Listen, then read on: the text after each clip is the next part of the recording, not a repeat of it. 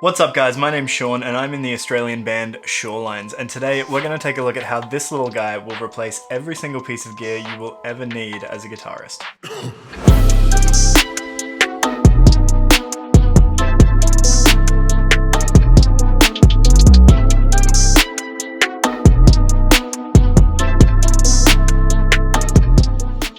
Alright, so let's take a look at what this actually is. So basically, this is a really makeshift pedal board made out of three key components. The first of which is the Boss WL60 wireless receiver. Now this guy is small, lightweight, and so powerful. It runs off a battery. I've never had any problems with interference, any dropouts in a live show, and honestly it's my favorite wireless system that I've ever used, even compared to the Line 6 stuff, the AKG stuff. It's just awesome. It's completely digital, so it doesn't run off any radio frequencies, which again minimalizes interference. And yeah, it's just an awesome system. It's super lightweight and the battery lasts literally forever. Now what I've got over here to the other side is a passive DI. The reason I have this is it basically replaces the need to have a big heavy cab on stage, and everyone that's a guitarist will know that lugging a big heavy cab around in your car is such a pain. So this little guy, it fits on my pedal board and replaces the need to have a cab on stage. Alright, now let's get into the heart of this system. Now what I've got in the center here is a Line 6 HX Stomp. Now what this effectively is a miniature Line 6 Helix. I had the Helix for a long time. I toured with it. I had a big heavy road case for it. It was about 30 kilos, so it was really difficult to lug around and check in on planes. But this little guy, it does everything I need it to do, minus all of the stuff I don't need it to do. So I've got all my tones set up in here. It's super easy to use when you're on stage. It uses the same engine as the Line 6 Helix does, so the tones that come out of this thing are incredible. Run this into the DI, straight into front of house, fold back in front of you. You have no need to carry around a heavy amp. You have no need to carry around a heavy cab, and it all fits on this tiny little pedal board. Now one thing that I really wanted to keep in mind when I was creating this setup is I wanted it all to fit inside my guitar case. And a lot of people will think, what the hell, that's unrealistic, but I've managed to do it. And the only reason I've been able to do it is by makeshifting my own pedal board to keep this on.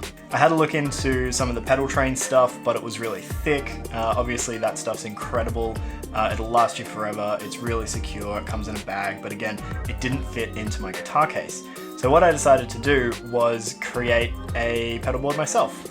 Now, it looks a bit dodgy here, but what I basically did was I got one big long plank of wood, chopped it down the middle, fixed it together with some Bunnings fittings, covered it in black gaff tape, put some little sticky dots on the bottom of it to stop it from wiggling around on stage. Now I fixed the pedals onto this, I don't know, only one of these is actually a pedal, but I fixed all of the equipment onto this just using some Velcro tape. Really high quality stuff I picked up at Bunnings. You can get some stuff from a pedal board shop that's specifically designed for it if you want, but the stuff I got from Bunnings is awesome.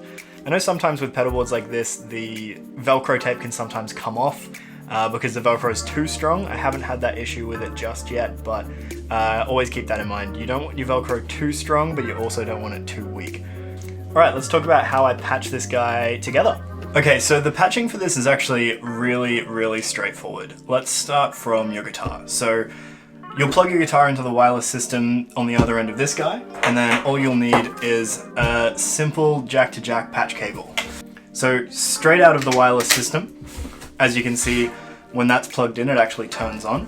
Now this will now plug into the input, the mono input, on the Line 6 Helix. So now we've got signal coming from our guitar into the wireless system, and then out of the wireless system into the Helix. The next thing you're going to need is another simple jack-to-jack patch cable. I think these are only about 6 or 8 inches long, which goes straight into the output of your Helix, again, the mono output, and this wraps around the front and into your DI. Now careful, depending on the DI you've got, you might have some pad settings or you might have a pass-through. Just make sure whatever plug you're plugging your input into is the correct one. Okay, so now we've got signal coming into our wireless pedal, out of the wireless pedal into the Line 6 Helix. This is processing your guitar tone and your cab tone and sending it directly to your DI. Now, once you're finished patching that up, all you'll need to do is grab your XLR cable from your front of house system, plug it into the DI, and you're good to go. Like I said, it's super simple. It's a really sleek, lightweight little pedal board. You can set it all up backstage, so when your guitar tech is ready to go, all he needs to do is grab it, put it on stage, plug in the XLR, turn everything on, and you're good to go. Okay, so that's essentially my entire setup. Now, realistically, this guy can be used for any genre of music, any guitarist. My band is kind of alternative rock, pop punk, and I basically only use 3 or 4 tones. One of the downsides to this system is it can be a little bit finicky when you're playing live and you need to switch between more than 3 tones. By hitting 2 buttons at the same time with your foot and stuff like that, you can sometimes accidentally press different buttons, but all in all, every system's going to have pros and cons. I've found that this system seems to be the most convenient, the best for me, and like I said, it fits all in my guitar case. There's only a couple of short patch cables, and that's it. Thanks for watching, guys. If you have any questions regarding my setup, please leave them down in the comments below. I'll make a separate video going through the kind of tones that I use that go through this system, and hopefully you guys can watch that too. So thanks again, stay safe, and see ya!